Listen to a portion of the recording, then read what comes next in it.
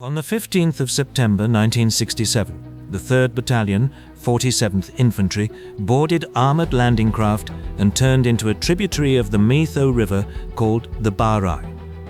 The channel was under 50 yards wide. The boats made 6 knots, and 90 seconds after the lead vessels entered the sharpest bend, recoilless rifle rounds were striking hulls on both banks. The command boat had been hit with the battalion's staff aboard, and the commanding officer was wounded and trying to run the fight over a radio net coming apart in his hands. Not one American rifleman had yet set foot on land. By dark, roughly 40 Americans were dead and more than 150 wounded, on a stretch of water the Americans called Snoopy's Nose, against an enemy who had spent weeks measuring where a column of boats would be forced to slow down and turn. The 9th Infantry Division was reactivated at Fort Riley, Kansas in February 1966 and shipped to Vietnam that December under a mandate that was unusual from the first day. 2 of its brigades would fight conventionally, working around Long An and Bien Hoa provinces in the manner any American infantry division of the period would recognize. The 2nd Brigade would not fight on land in any conventional sense at all. It was assigned to the water, and everything about how it lived, moved, ate, slept, and fought was dictated by a problem that had been frustrating American planners for 2 years without resolution. That problem was the Mekong Delta. 8 million people lived there, more than a third of South Vietnam's entire population, working a rice economy that fed the country and generated a substantial share of its export earnings. Whoever held the Delta held the food supply and a plurality of the people, and by extension held a considerable share of whatever the war was eventually going to turn out to be. American commanders understood that arithmetic perfectly well. What they could not solve was the ground. The ground was the difficulty. The water table sat at or near the surface across most of the region, so heavy engineering plants sank, armored vehicles bogged, and the fixed logistics bases an American division was built around had nowhere firm to stand. The terrain was cut by thousands of miles of rivers, canals, and irrigation ditches, and a few roads were easily interdicted. Through 1965 and into 1966, the Delta remained largely an ARVN responsibility, and the Viet Cong 261st and 263rd Main Force Battalions, along with the 514th Local Force Battalion, moved through Dinh Tuong Province with a freedom that Military Assistance Command found intolerable. General William Westmoreland wanted American infantry in the Delta. The question was how to put it there and then keep it supplied, since the region would not physically support a base of the kind American divisions required. The answer, when it arrived, was less an innovation than a rediscovery. If the ground would not hold a cantonment, the cantonment would float. If the roads were useless, the rivers were already in place, they went everywhere, and they had been the region's principal transport network since long before anyone thought to build a road at all. The Mobile Riverine Force was constituted in early 1967 as a joint Army and Navy command. The Army contributed the 2nd Brigade of the 9th Division. The Navy contributed Task Force 117, the River Assault Flotilla, which supplied the vessels, the crews, and the base itself, working from converted barrack ships anchored in the major rivers. From there, infantry could be carried by armored landing craft to anywhere the waterways reached. There was no fixed perimeter to hold and nothing permanent for an enemy to map and rehearse against, but there was also a hard limit built into the concept. A loaded troop carrier made roughly 6 knots, a slow walking pace in channels where the banks were sometimes 30 yards apart, with no room to turn and no alternative route to take. The 2nd Brigade was commanded through this period by Colonel Bert David, who had taken the brigade in mid-1967 and would oversee its most intensive stretch of riverine operations. His naval counterpart was Captain Wade Wells, commanding River Assault Flotilla 1.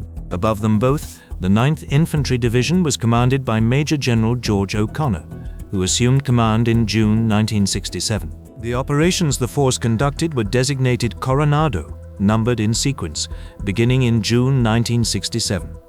The pattern was consistent enough to describe in a sentence: intelligence drawn from ARVN sources, prisoner interrogation, aerial reconnaissance, and increasingly from radio direction finding, would fix a Viet Cong main force battalion in a given area. The Riverine Force would then move by water, land infantry into blocking positions and sweep the suspected concentration against them, usually in conjunction with ARVN units and air-mobile companies operating from outside the waterway network. Through that summer, the results read well in the reporting chain. Contacts were frequent, exchange ratios were favorable by the metrics then in use, and the concept appeared to be validating itself. What the metrics did not measure, and could not have measured, was that the enemy was studying the pattern at least as attentively as the Americans were refining it, and had a great deal more riding on getting the study right. By September 1967, the Viet Cong 263rd Main Force Battalion and elements of the 514th Local Force Battalion had been established for some time in the Cam Son Secret Zone, a belt of dense terrain running along the Ba Rai River in Dinh Tuong Province, southwest of Saigon. American intelligence assessed a significant enemy presence there and was correct about it. What that intelligence could not establish, given the collection capabilities of 1967, was that the riverbanks themselves had been prepared specifically to receive a riverine assault. The working assumption was that the Viet Cong would fight from prepared positions if cornered and otherwise disperse into the canal network. The possibility that he might deliberately invite the force into a channel and set the terms of the engagement himself was not part of the estimate. Operation Coronado V opened on the 12th of September 1967 as a multi-battalion effort across Dinh Tuong Province, with the 3rd Battalion 47th Infantry and the 3rd Battalion 60th Infantry of the 2nd Brigade working alongside ARVN units and Vietnamese Marine Corps elements. The first days produced scattered contact and very little clarity about what was actually sitting in the Cam Son area. On the 14th, elements of the force ran into resistance substantial enough to suggest that a main force unit was still in position rather than having quietly slipped out of it, as had happened often enough before. A 2-battalion operation was laid on for the following morning. The plan for the 15th was a hammer and anvil, which was the standard solution to this tactical problem, and in that terrain, frequently the only one on offer. The 3rd Battalion, 47th Infantry, under Lieutenant Colonel Mercer Doty, would move by water up the Ba Rai from the south, land at designated beaches, and sweep north. The 3rd Battalion, 60th Infantry, would be inserted separately to serve as the anvil. Vietnamese Marine Corps units would cover additional sectors on the flanks. The waterway would function as the axis of advance because in the Cam Son it was effectively the only axis of advance a battalion could use. The conditions along that stretch of river were as constraining as anything the force had yet operated in. The channel narrowed to under 50 yards at several points along the intended route. Nipa palm and mangrove grew down to the waterline on both banks, offering concealment at ranges under 30 yards and giving a defender the option of firing from inside vegetation that no amount of observation from the water would penetrate. The sharp loops in the river meant that boats rounding a bend would be exposed to fire from both banks simultaneously while unable to bring their full armament to bear on either one. And a column of loaded troop carriers, once committed to the channel, could not be reversed quickly under any circumstances whatsoever. All of this was understood in advance. All of it was accepted because the objective sat on that river and there was no other way to put a battalion onto it. Preparatory fires went onto the banks before the movement began, delivered by artillery firing from the Mobile Riverine artillery barges and by tactical air. This was entirely routine, and during earlier Coronado operations it had reliably suppressed riverbank positions well enough to allow a column through. What preparatory fire could not do was destroy bunkers dug into the bank itself, revetted with earth and timber, roofed with overhead cover, and sited to fire along the length of the water rather than across it. Post-war examination of the position found a system of mutually supporting fighting positions running along both banks for a considerable distance. Building it had taken weeks of hand labor by people who were not going anywhere. The column entered the Ba Rai at around 8 in the morning on the 15th of September.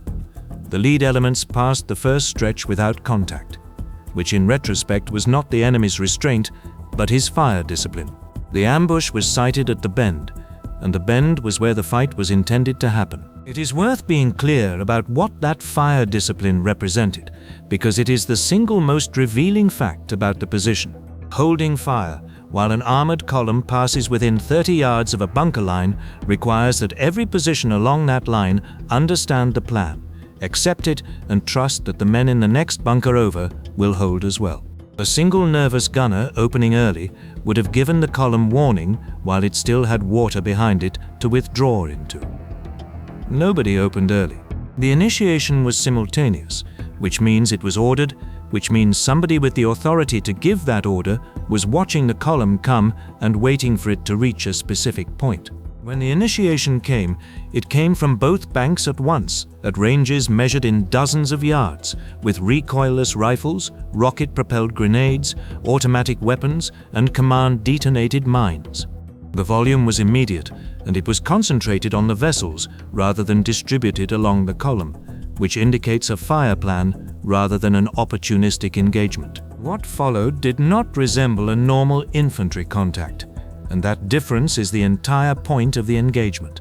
In an ordinary meeting engagement, an initial exchange of fire gives way to maneuver, and maneuver in turn gives way to the application of supporting arms against an enemy who has been fixed. In a 50-yard channel, there was no maneuver for anything to give way to. The boats could push forward through the fire, or they could attempt to reverse through the columns stacked up behind them. That was the complete range of tactical options available to any commander on the water that morning. Several vessels were hit within the opening minutes. The command and communications boat carrying the battalion command group took a direct hit that killed and wounded members of the staff.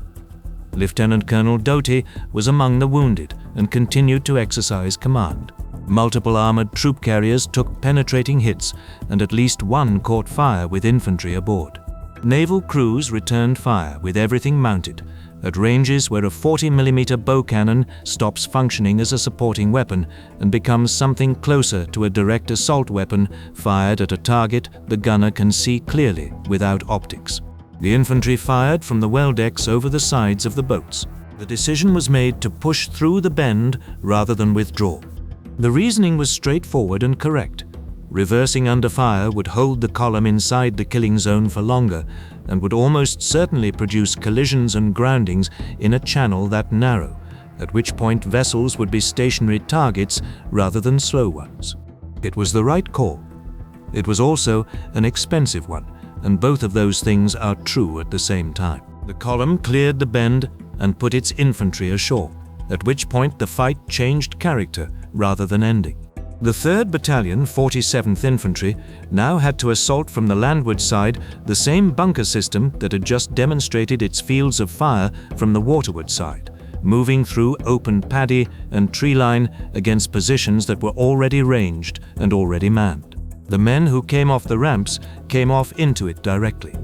There was no assembly area, no forming up point out of contact, and no interval in which a company could sort itself out before advancing. The boats grounded, the ramps dropped, and the infantry stepped from a killing zone on the water into a killing zone on the bank, without a pause between the two. Fighting continued through the day in a series of short, savage actions against individual bunkers, each of which had to be located, fixed, and reduced at close range because the vegetation gave no line of sight beyond a few dozen yards.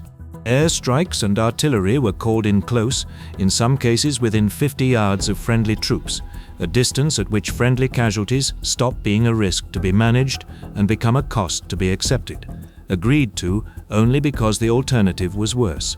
A second movement up the river later that day, intended to reinforce the fight ashore and to lift out casualties, took fire from positions that had survived both the morning engagement and everything dropped on them in the hours since. That detail is worth pausing on because it is the clearest available measure of how the position had been built. Bunkers that had absorbed naval gunfire at point-blank range, artillery, and tactical air were still occupied and still shooting hours later. The wounded were the immediate problem, and moving them was its own ordeal. Casualties taken on the water had to be treated in the well decks where they fell, in spaces designed to carry a platoon standing upright and now holding that platoon lying down, while the boats were still under fire and still maneuvering. Getting them out meant either running the gauntlet of the channel a second time or waiting for a break in the fighting ashore long enough to bring helicopters into a landing zone that the enemy could range. Neither option was good, and both were used, because the alternative was leaving men to die of wounds that were survivable if they could only be reached in time. The 3rd Battalion, 60th Infantry, and the Vietnamese Marine Corps units engaged from other directions through the afternoon and into the evening. The Vietnamese Marines pressed the assault on the northern flank hard and took heavy losses in the process, and their commitment is a substantial part of the reason the position was eventually reduced rather than merely endured. Any account of the 15th of September that treats them as a supporting detail is describing a different battle from the one that took place. By nightfall, the surviving enemy elements were withdrawing westward through the same channels and tree lines that had brought the Americans in. The bunker system was cleared over the following day, against an enemy who had largely already left it, which is a pattern that would repeat itself across the Delta for the remainder of the war. The cost was the highest the Mobile Riverine Force paid in a single day at any point in its existence. American dead numbered approximately 40, the great majority of them from the 3rd Battalion, 47th Infantry. Wounded exceeded 150. Naval casualties among the boat crews were proportionally severe, given how few men were aboard each vessel to begin with, and the loss of 1 or 2 crewmen could effectively disable a boat's ability to fight. Several vessels were put out of action entirely. Vietnamese Marine Corps losses were substantial, though the precise figures vary between sources. Enemy dead were reported at around 200. That figure carries all the standard qualifications attached to body counts from this period of the war. It was assembled from bodies actually recovered, from positions cleared and assessed, and from estimates of casualties evacuated by a force that made a consistent and disciplined practice of removing its dead before withdrawing. Some contemporary assessments ran higher than 200. Post-war analysis has generally treated reported figures from engagements of this type as upper bounds rather than as counts. What is not in dispute is that the 263rd Main Force Battalion was badly damaged and did not reappear as a fully effective formation for a considerable period afterward. The decorations that followed describe the character of the fighting rather more precisely than any casualty return does.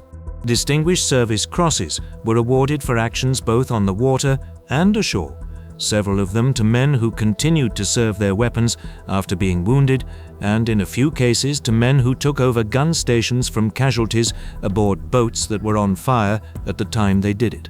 Silver Stars were awarded in numbers that reflect the scale and duration of the action rather than any institutional generosity in the awards process, which by 1967 had become notably less generous than it had been 2 years earlier. The highest awards in the Coronado sequence had come slightly earlier. 2 Medals of Honor were awarded to Sergeant Leonard Keller and Sergeant Raymond Baudouin of the 3rd Battalion, 60th Infantry, for a bunker-clearing assault in Din Tuong Province in May 1967 that reads, in its citation, almost exactly like the fighting that took place ashore on the 15th of September. The same riveted positions, the same fields of fire, the same requirement to close the last few yards on foot because nothing else would reduce a bunker built the way these were built. Whether the exchange was acceptable depended entirely on which instrument was being used to measure it. By the metrics Military Assistance Command was using in 1967, it plainly was. 40 Americans against a reported 200 enemy, with a main force battalion rendered combat ineffective, registered as a clear operational success in the reporting chain and was recorded as such.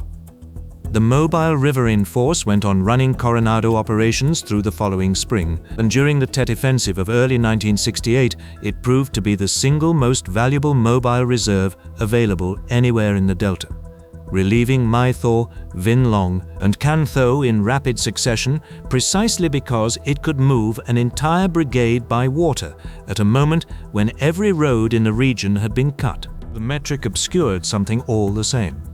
The enemy chose the ground on the 15th of September. He prepared it over a period of weeks, waited in it, and accepted a fight he knew would cost him heavily, because the terms of that fight were entirely his to set. The force that can decide when and where to accept battle retains the initiative regardless of how the casualty ratio comes out on any particular morning, and the ratio is therefore a poor guide to who was actually controlling the campaign. The Cam Son secret zone was not permanently denied to anyone. American and ARVN units returned to that same stretch of the Ba Rai repeatedly over the following 2 years, and each return was itself a quiet admission that the previous clearing operation had not held. The Mobile Riverine Force was one of the genuinely inventive American formations of the war, an imaginative solution assembled almost entirely out of 20-year-old landing craft and a pair of converted barracks ships, and it delivered infantry to places that had been effectively unreachable since the French withdrawal. It also loaded a brigade of soldiers into vessels making 6 knots through channels its opponents had spent weeks preparing, and it did so because the alternative was conceding the Delta outright. Nobody involved in the decision believed that was a good trade. They believed it was the only trade on offer, which is a different proposition entirely, and the distance between those two things accounts for most of what separates the Riverine campaign as it was fought from the Riverine campaign as it was reported.